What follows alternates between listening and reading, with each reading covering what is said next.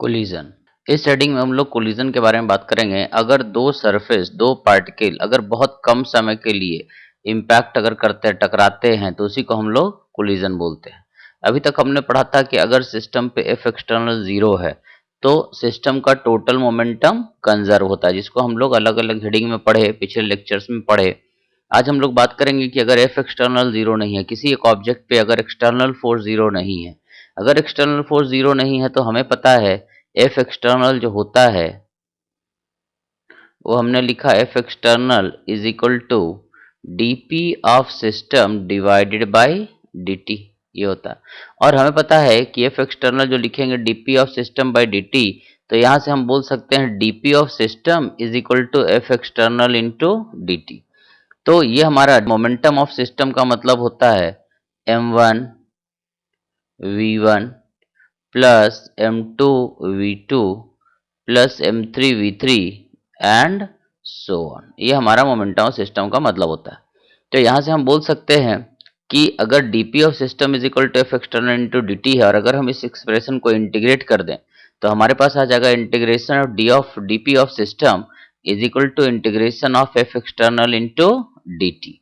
और यहाँ से हम बोल सकते हैं जब टाइम 0 था तो ये हमारा हो गया इनिशियल मोमेंटम ऑफ सिस्टम, और टाइम अगर t हुआ तो ये हो जाएगा हमारा फाइनल मोमेंटम ऑफ सिस्टम। तो यहाँ से हम बोल सकते हैं फाइनल मोमेंटम ऑफ सिस्टम, यहाँ से हम बोल सकते हैं final momentum of system minus initial momentum of system is equal to integration of F external into D T. और इस चीज को हम लोग लीनियर इम्पल्स आई बोलते हैं। मतलब ये जो टर्म है इसको हम लोग लीनियर इम्पल्स आई भी बोलते हैं। तो लीनियर इम्पल्स का मतलब हुआ integration of F external into D T, change in linear momentum of the system.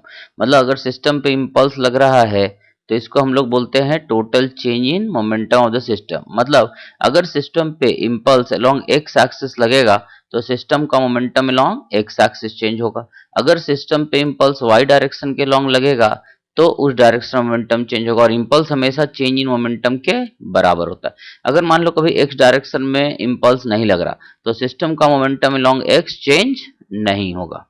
कि जो हमने एक्सप्रेशन देखा एफ एक्सटर्नल, अगर ये कभी एफ एक्सटर्नल बहुत कम समय के लिए एक्ट करता हो, फ्रैक्शन ऑफ सेकंड के लिए एक्ट करता हो, और अगर ये मोमेंटम चेंज सफिशिएंट लार्ज करता है तो इस तरह के एफ एक्सटर्नल को हम लोग इम्पल्सिव फोर्स भी बोलते हैं। जैसे मान लो कि अगर ये हमारे पास एक ब्लॉक है जिसका मास m है, इस पे अभी फोर्स क्या लग रहा है mg, बट जब ये जमीन से टकराएगा तो इस पे एक इम्पल्सिव नॉर्मल रिएक्शन लगेगा, एक वेट भी लगेगा, इसका वेट लग रहा होगा।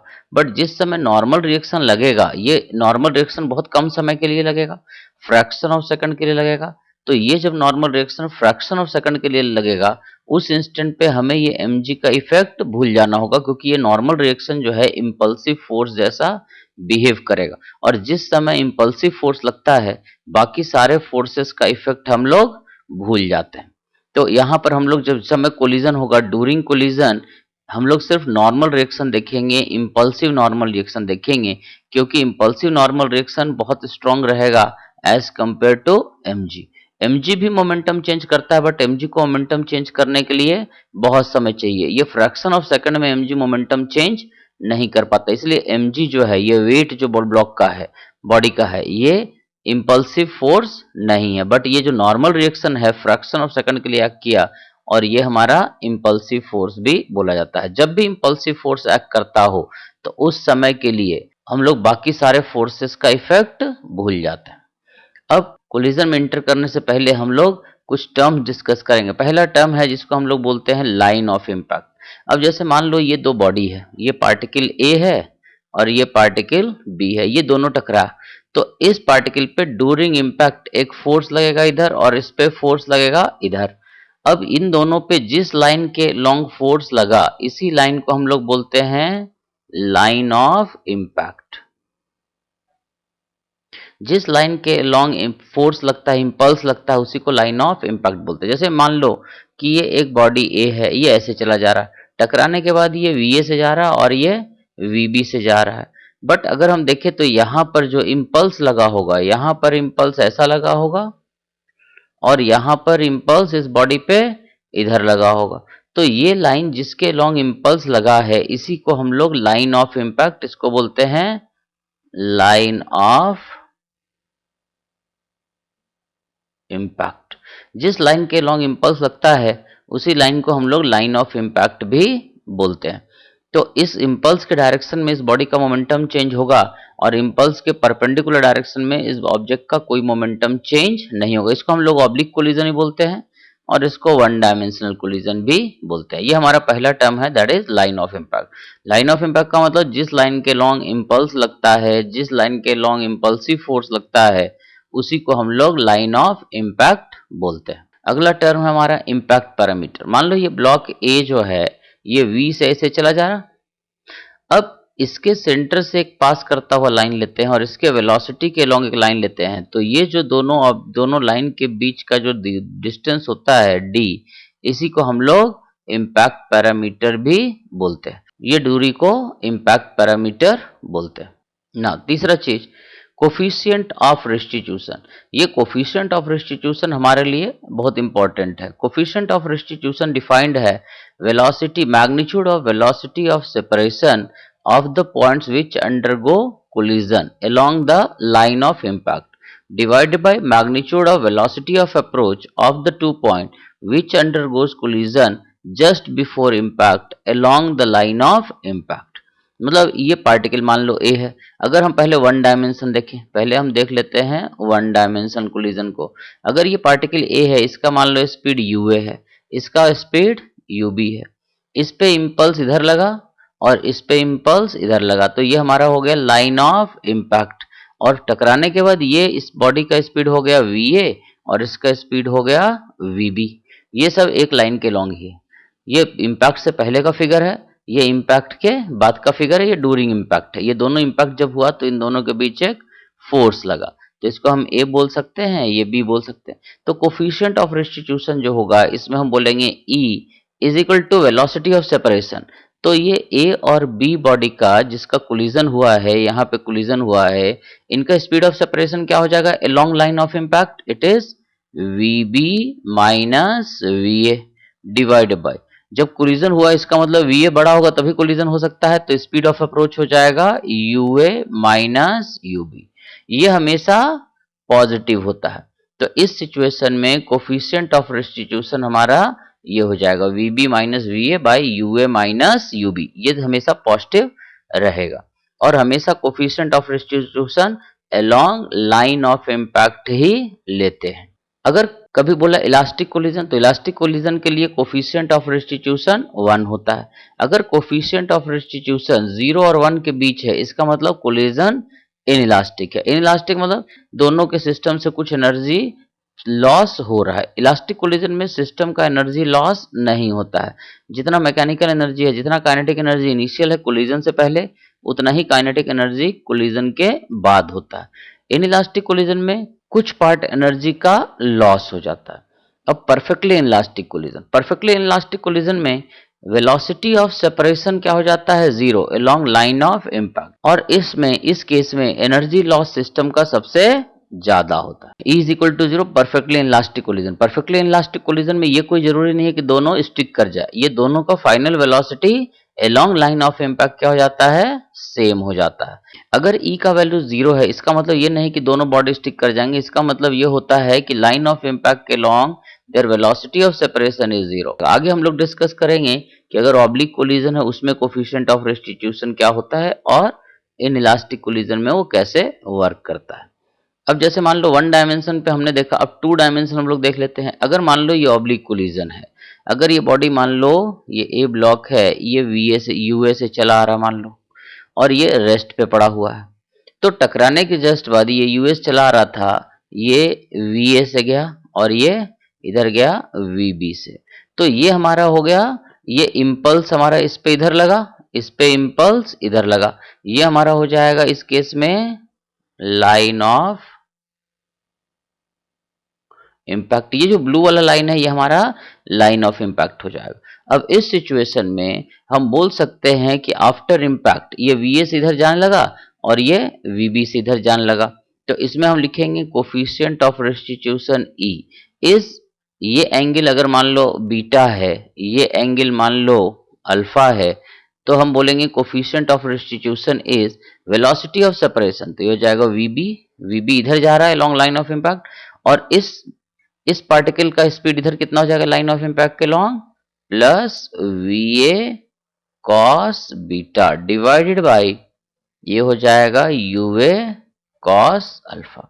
ये हमारा कोफिशिएंट ऑफ रेस्टिट्यूशन इस सिचुएशन में होगा, क्योंकि ये एंगल रिबाउंड इतना है, जिस डायरेक्शन में ये हमारा लाइन ऑफ इम्पैक्ट है, तो वेलोसिटी ऑफ सेपरेशन और वेलोसिटी ऑफ अप्रोच का मैग्नीट्यूड जो हम लोग लेते हैं वो हमेशा लाइन ऑफ इम्पैक्ट के अलोंग ही लेते हैं।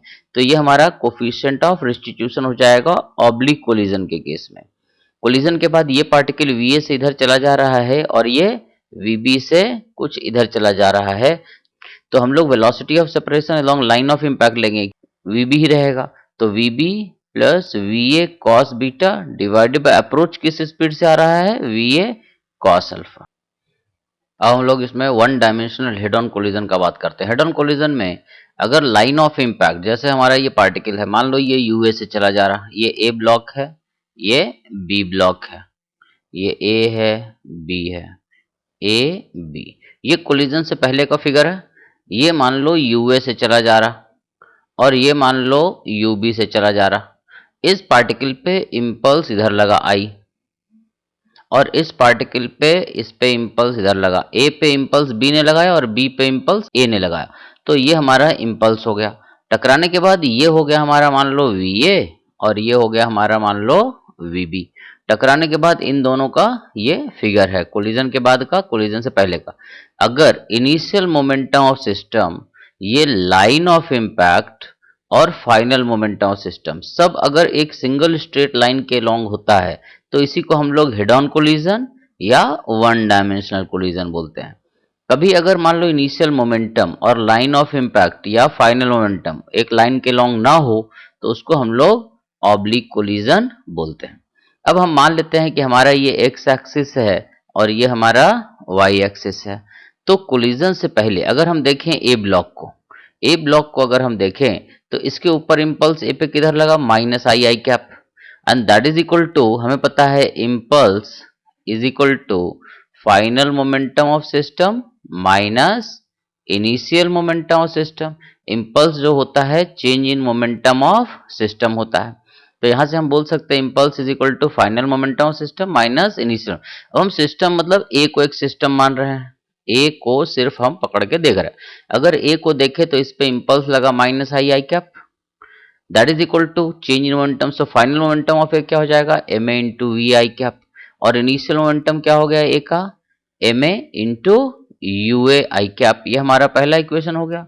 इसी तरह से अगर हम बी को एक सिस्टम मान लें, तो हम बी के लिए बोल सकते हैं इम्पल्स जो लगा plus I I cap is equal to final momentum of B minus initial momentum of B. Final momentum of B मतलब mass of B into velocity of B final minus mass of B initial velocity of B. ये हमारा हो गया second equation. और coefficient of restitution हम यहां से लिख सकते हैं E is equal to velocity of separation, इन दोनों का क्या होगा लॉन्ग लाइन ऑफ इम्पैक्ट, तो हो जाएगा VB minus VA divided by approach हो जाएगा UA माइनस UB। ये हमारा हो गया तीसरा इक्वेशन। ये हमारा तीन इक्वेशन है। अब पहला दूसरा को हम ऐसा ही बोल सकते हैं कि अगर A और B को अगर हम सिस्टम मान लें, अगर हम सिस्टम को ए और बी मान लें, तो टोटल इम्पल्स सिस्टम पे क्या लगा, जीरो। तो उस केस में हम ये भी बोल सकते हैं M A U A plus M B U B is equal to M A V A plus M B V B. तो ये इक्वेशन पहला और दूसरा को जोड़ देंगे तब भी हमें वही इक्वेशन मिलेगा, क्योंकि ए और बी को अगर हम एक सिस्टम मान लेते हैं तो टोटल इम्पल्स सिस्टम पे क्या हो जाएगा, जीरो, और टोटल मोमेंटम सिस्टम का क्या होगा, कंजर्व। तो हमने ए और बी को अलग अलग सिस्टम माना है और उसके हिसाब से फिर ये इक्वेशन तीनों लिखा है। अब तुम चाहो तो तुम इसको इस तरीके से सॉल्व करने से वन डायमेंशनल क्वेश्चन थोड़ा लेंदी लगता है, बट टू डायमेंशनल क्वेश्चन बहुत इजी हो जाता है। बट अगर हम फर्स्ट और सेकंड इक्वेशन को जोड़ दें तो आई और आई ये कैंसिल हो जाएगा और हमारे पास बचेगा M A U A plus M B U B is equal to M A V A plus M B V B. यही कंजर्वेशन ऑफ मोमेंटम होता है कि ए और बी को अगर हम सिस्टम मान लेंगे तो इम्पल्स जीरो हो गया। और अगर ए को एक अलग सिस्टम माने, बी को एक अलग सिस्टम माने, तो दोनों का ये इक्वेशन होगा, उससे आंसर पे कोई फर्क नहीं पड़ेगा। अब ये हमारे पास 3 इक्वेशन है, इस तीनों इक्वेशन से पहला दूसरा से हम लिख सकते हैं फर्स्ट एंड सेकंड से, जैसा भी हमने बोला कि फर्स्ट और सेकंड को अगर हम ऐड कर दें, फर्स्ट प्लस सेकंड अगर हम जोड़ दें, तो इससे हमारा मिलेगा MAUA प्लस MBUB is equal to MAVA plus MBVB। इसको हम लोग कंजर्वेशन ऑफ लीनियर मोमेंटम बोलते हैं। और थर्ड इक्वेशन से हमें मिलेगा, यहाँ थर्ड इक्वेशन से हम लिख सकते हैं VB minus VA is E times UA minus UB। तो ये हमारा एक इक्वेशन हो गया, ये हमारा एक इक्वेशन हो गया। अब इसमें अलग अलग सिचुएशन है, ये हमारा एक इक्वेशन है, ये हमारा एक इक्वेशन है one dimensional head on collision के लिए। तो यहाँ पे अगर हम केस एक केस ऐसे सोचते हैं कि अगर MA और MB बराबर है, अगर मास ऑफ A और मास ऑफ B बराबर है और दोनों का मास M मान लेते हैं, और अगर E1 है मतलब कोलिजन इलास्टिक है, अगर कोलिजन इलास्टिक है तो हम बोल सकते हैं कि यहाँ पर जब MA MB को इक्वेट करेंगे और तो यहाँ से जब हम सॉल्व करेंगे UA और UB हमारा नोन है, तो यहाँ से हम देखेंगे कि VA जो आएगा ये UB के बराबर आएगा और VB जो आएगा वो UA के बराबर होगा। मतलब वेलोसिटी एक्सचेंज हो जाएगा, मतलब ये पार्टिकल A और ये पार्टिकल B अगर ये UA से चल रहा है और ये UB से चल रहा है, तो कोलिजन के बाद ये A है ये B है, इसका स्पीड हो जाएगा UA और इसका स्पीड हो जाएगा UB आफ्टर कोलिजन, और ये बिफोर कोलिजन का पार्ट है।